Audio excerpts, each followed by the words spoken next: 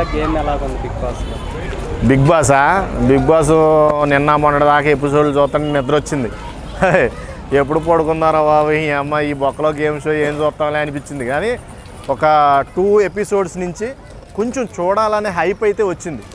దానికి కారణం ఎక్స్పెషల్లీ మన మణికంఠ, నిఖిల్, నబిల్ వీళ్ళు ఆడిన గేమ్ ప్లే వల్ల వాళ్ళని చూడాలనే ఇంట్రెస్ట్ పెరిగింది. ఇప్పుడు విష్ణుప్రియ టాప్ 10లో అంటే 5 కంటెస్టెంట్లో ఉంది.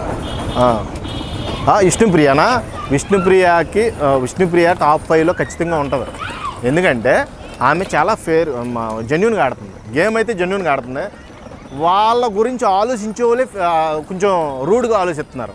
ఎందుకంటే అలా ఆలోచించడానికి కారణం ఏంటంటే ఓవరాల్గా చెప్తున్నాను బాసు, బిగ్ బాస్ 8లో స్ట్రాంగెస్ట్ కంటెస్టెంట్ ఎవరైనా ఉన్నారంటే విష్ణుప్రియ. ఈ విష్ణుప్రియని అడ్డు తొలగించుకుంటే వాళ్ళందరూ సేఫ్ జోన్లో ఉన్నట్టే.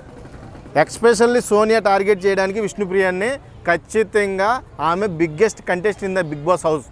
కాబట్టే ఆమెని ఏదో రకంగా ఏదో పుల్లబెట్టి ఆమెను ఎమోషనల్గా బయటకు పంపించేస్తే నేను సేఫ్ గేమ్ ఆడుకోవచ్చు. మా లవర్ ఎలాగ ఉన్నాడు కదా నిఖిల్తో సేఫ్ గేమ్ ఆడుకోవచ్చు అని చూస్తుంది. నిఖిల్తో ఫ్రెండ్షిప్ చేయడానికి కూడా ఆమె స్వార్థమే. ఆమె చాలా స్వార్థపూర్వకమైన మనిషి.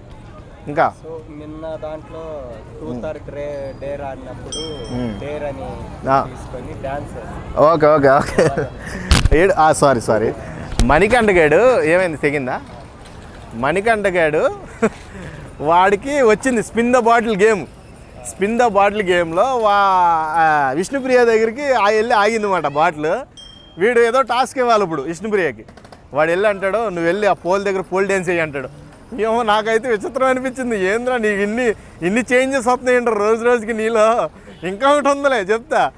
అక్కడికి వెళ్ళి డ్యాన్స్ చేసి వచ్చింది తైదెక్కలు ఆడుకుంటా.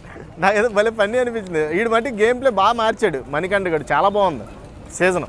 కొంచెం చూడాలనిపిస్తుంది ఇప్పుడిప్పుడే.